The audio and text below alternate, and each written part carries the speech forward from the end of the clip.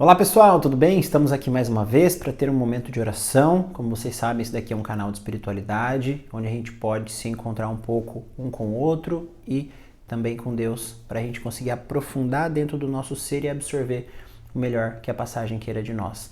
Então, quero agradecer quem deu feedback positivo, quem deu um joinha aqui, quem se inscreveu no canal.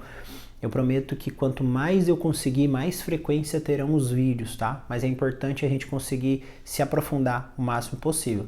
Se você está chegando pela primeira vez, eu vou pedir para você se inscrever, né? Caso você goste, dar o seu joinha também, porque nesse mar imenso que é a internet, a gente não vai se encontrar de novo. Meu canal é muito pequeno e a chance da gente não se ver mais é muito grande. Então, vamos refletir sobre o seguinte tema hoje. Jesus está passando e está agindo na vida de várias pessoas, isso é inegável.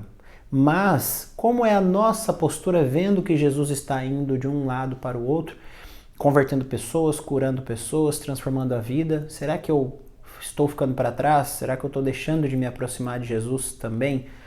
Hoje eu vou ler uma passagem para vocês que é melhor do que série do Netflix. Eu falo, se a gente começa a ler a Bíblia, a gente começa a entender aquela história, o contexto em que ela está inserida, e a gente vai gostando de querer saber quais são os próximos episódios, quais são os próximos capítulos.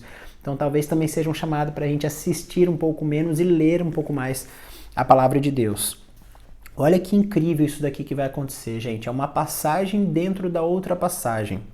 Essa que nós vamos utilizar hoje está no livro de Lucas, capítulo 8, a partir do versículo 40. À sua volta, Jesus foi recebido por uma multidão que o esperava. O chefe da sinagoga, chamado Jairo, foi ao seu encontro. Lançou-se aos seus pés e rogou-lhe que fosse à sua casa, porque tinha uma filha única, de uns 12 anos, que estava para morrer. Jesus dirigiu-se para lá, comprimido pelo povo. Ora, uma mulher que padecia de um fluxo de sangue havia 12 anos, tinha gasto todo o seu dinheiro com médicos e remédios, mas nenhum pudera curar. Aproximou-se dele por trás e tocou-lhe na orla do manto, e no mesmo instante lhe parou o fluxo de sangue. Jesus então perguntou: quem foi que me tocou? Como todos negassem, Pedro e os que estavam com ele disseram: Mestre, a multidão te aperta de todos os lados. Jesus replicou: alguém me tocou, porque percebi sair de mim uma força.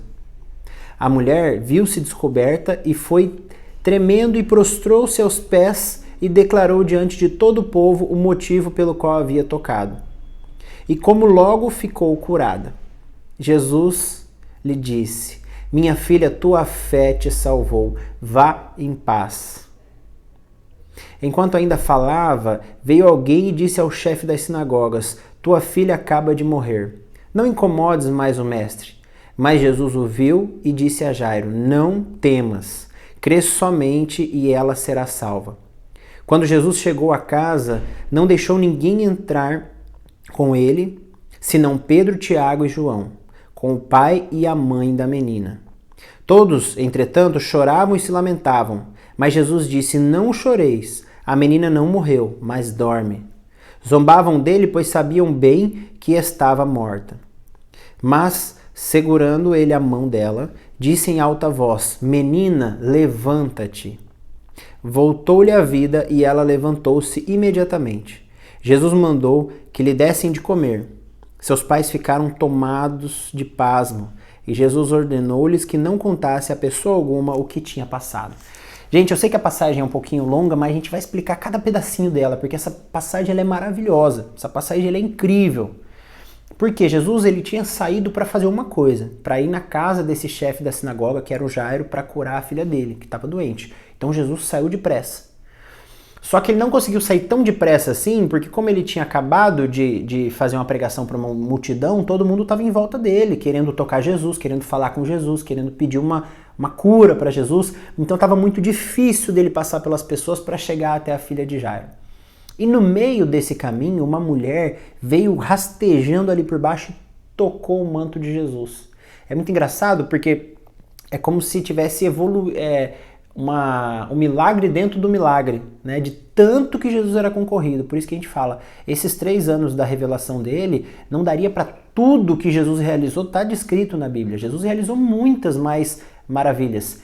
E tem até um discípulo, se eu não me engano, Lucas, ele fala que realmente não caberia em todos os livros da terra tudo aquilo que Jesus realizou.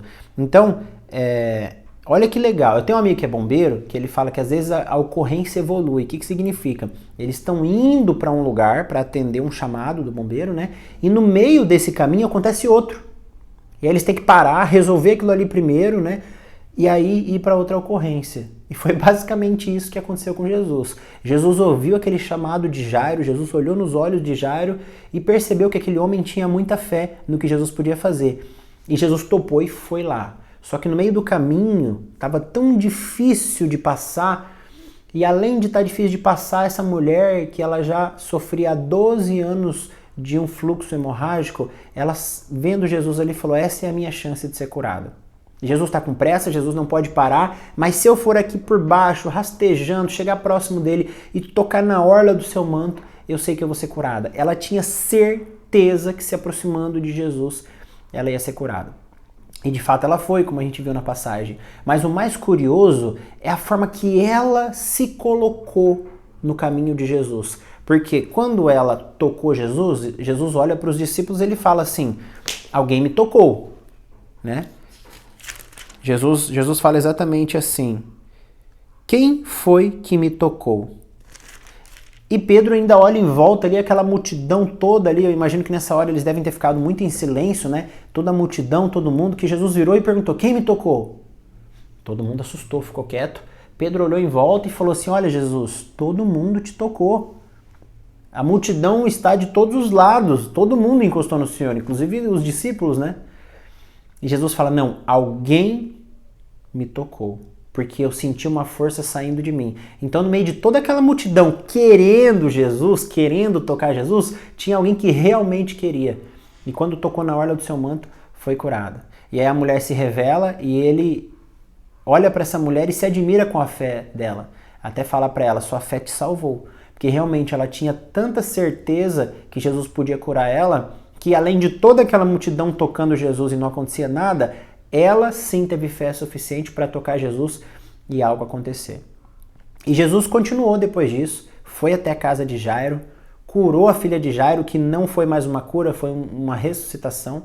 Então, no meio do caminho, veio um dos homens que conheciam Jairo e falou, olha Jairo, sua filha já morreu, não vai adiantar mais levar Jesus, deixa Jesus aí com essa multidão porque eles estão precisando dela, estão precisando de Jesus, perdão.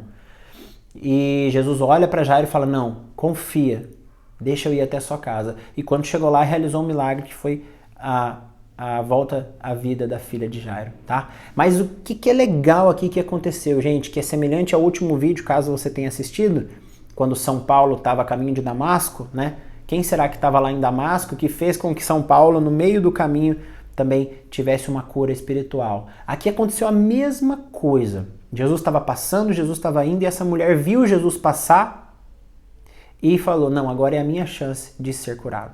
Pessoal, existem 2 tipos de pessoas que Jesus curou. Aqueles que não tinham como se locomover, não tinham como chegar até Jesus, como é o exemplo agora da filha de Jairo, né? Que ela estava lá acamada, estava doente. E as pessoas que conseguiam se aproximar de Jesus e que iam até ele e pediam. Quantas vezes a gente vê na passagem as pessoas que chegam, se prostram diante de Jesus, como Jairo fez, por exemplo, fala, Jesus, por favor, me ajuda, eu estou precisando, vai até minha casa. Ou igual a mulher hemorrágica que vai até Jesus, se prostra diante dele e tenta pegar a orla do manto.